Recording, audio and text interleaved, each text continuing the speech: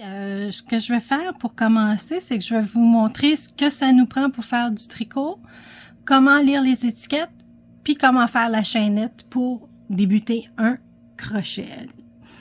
Alors, ça vous prend bien sûr des crochets. De préférence, moi je vous dirais grandeur 5 mm, 6 mm pour commencer, là, pour pas prendre du trop petit. Une paire de ciseaux, une aiguille à enfiler. Ça, vous pouvez, ça c'est des marqueurs, mais vous pouvez prendre des épingles de sécurité, là, il n'y a pas aucun problème. Ruban mesuré, on l'utilisera pas beaucoup là pour au début, mais c'est pas une urgence, mais à un moment donné, ça va vous en prendre un.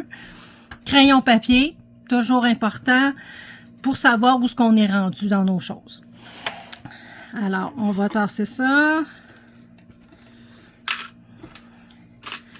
Alors, je vais vous montrer comment un petit peu lire l'étiquette, là, mais c'est pas ça, je donnerai pas un gros cours là-dessus, je vais plus donner un cours, mais qu'on soit un peu plus avancé. Si vous regardez ici, il y a une petite balle de laine, il y a un chiffre à l'intérieur, puis il est écrit médium. Fait que ça, c'est la laine qu'on utilise vraiment le plus fréquemment, surtout au début. Ça va de 1 à 6, les chiffres. 1 étant la laine la plus mince, 6 étant la laine la plus grosse. Vous pouvez même voir des fois 7. Ça, c'est gros comme ça, là, à peu près, là, 7. Là, c'est vraiment très, très gros. Excusez, j'essaie de trouver ma direction. Là, nous, on veut savoir quel crochet prendre avec cette laine-là. Fait qu'on va où il y a un petit crochet. Puis il est écrit en haut, juste en haut du crochet, 5 mm. Fait que ça, c'est pour une balle de coton 100%, parce que c'est quelque chose que je vous suggère. Soit du coton 100%, soit de l'acrylique 100%, pâle. Blanc, beige, jaune, bleu, vert, peu importe, mais pâle puis uni pour commencer. Parce qu'on a des balles comme celle-ci, mais je vous la suggère pas pour commencer. Voyez-vous, elle aussi, c'est de la 4. Et il y a un petit crochet. Elle, c'est 5,5 mm. Fait que c'est ça. C'est tout dépendant des laines. Alors, comment qu'on fait la chaînette? Pour commencer, il faut savoir faire un nœud coulant. Alors, la meilleure méthode pour le nœud coulant, c'est que vous venez faire un X ici, sur votre doigt, ou sur vos 2 doigts, là, 2, 3 doigts, c'est comme vous voulez. Le bout de la laine doit être à l'extérieur. Vous faites un X ici comme ça. Vous allez prendre votre crochet, vous allez aller en dessous de la première laine, puis aller chercher la deuxième ici, puis juste la passer comme ça. Puis ça fait votre nœud coulant. On va le réessayer une deuxième fois. En 2X. Fait qu'on fait un petit croisé. Passe en dessous de la laine.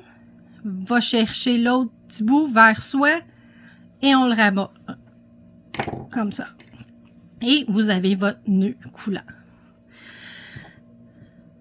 Alors, on met le crochet à l'intérieur du nœud coulant. Là, ça prend toujours une tension pour faire du crochet. Puis pour garder une genre de tension, ce que les crochetteuses ou crochetteurs font, c'est soit qu'ils vont venir enrouler ici plusieurs fois le fil. Moi, je le mets tout simplement entre mes 2 doigts comme ça. Puis ça me fait la tension que j'ai besoin pour crocheter. Et les doigts aussi doivent tenir le bas de votre travail. Fait que ça fait beaucoup. Fait que ça fait les doigts, où ce que vous passez au moins le fil en dessous d'un des doigts. Vous pouvez le faire comme ça aussi, c'est comme vous voulez, pour avoir plus de tension. Et l'index et le pouce vont venir tenir le travail. Alors, comment qu'on fait une chaîne maintenant? Fait que là, j'ai où est-ce que ma laine de tension? J'ai mon crochet dans mon nœud coulant. On va aller en dessous du fil et passer dans la maille. Et voilà, on a déjà fait une chaîne. Alors, la même chose, on va aller en dessous, passe dans la maille. En dessous, passe dans la maille.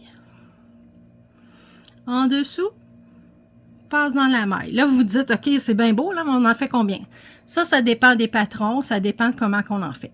Moi, je vous dirais, pour suivre le cours que je veux faire présentement, allez jusqu'à 10 ou 15, pas plus, parce que ça nous tente pas d'en faire 50, puis là, revenir en faire 50 autres, ça va être... Alors, 10 ou 15, ça va être en masse. Alors, on passe comme ceci.